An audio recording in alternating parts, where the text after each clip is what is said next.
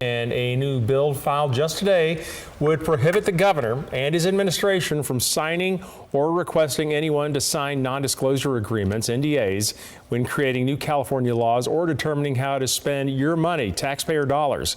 The bill is in direct response to our reporting on how California's government has used them or encouraged groups to use these NDAs on the taxpayer dime.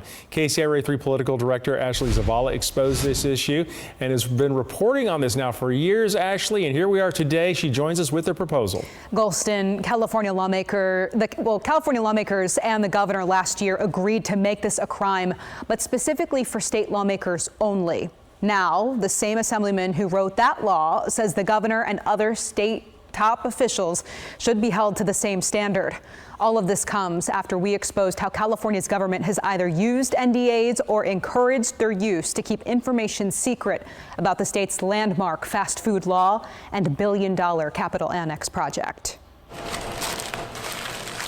From California's landmark $20 fast food minimum wage law to California's expensive Capital Annex project, there is key information surrounding both that state leaders are keeping under wraps. Want to introduce legislation today to ban the administration and elected and appointed officials within the administration from signing non-disclosure agreements. Non-disclosure agreements are contracts that legally force people to keep quiet. Republican Assemblyman Joe Patterson aiming to make it a crime for this kind of government secrecy when leaders make new state laws or decide how to use taxpayer dollars. Especially the administration, they are involved in the negotiations for every major piece of legislation that passes out of California. Patterson's proposal comes after KCRA 3 first reported the governor's office oversaw the use of non-disclosure agreements in the negotiations of the state's fast food labor law.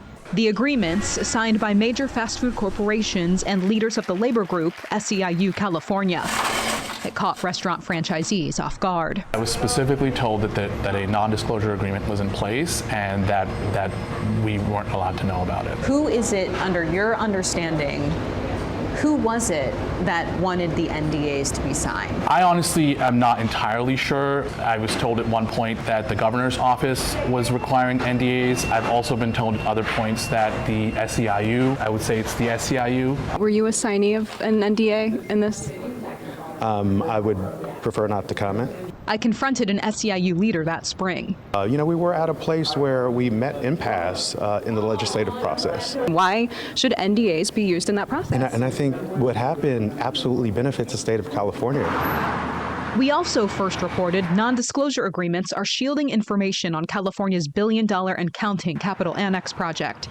State lawmakers for years have been forcing thousands of people to sign them to keep broad information about the taxpayer-funded project a secret. Dozens of people in Governor Gavin Newsom's administration signed them. Project leaders have said it's for security purposes and to protect bid information. Why not change this NDA to say what the two of you are saying right now about security and bids? These are drafted by legal counsel, and so I cannot say why legal counsel would draft it in such a manner. Meanwhile, Patterson hopeful about the future of his proposal. We shouldn't be signing secret agreements, the right of the public to know what's going on in a public process. We shouldn't be signing away their rights and saying, hey, I legally have to keep a secret from you.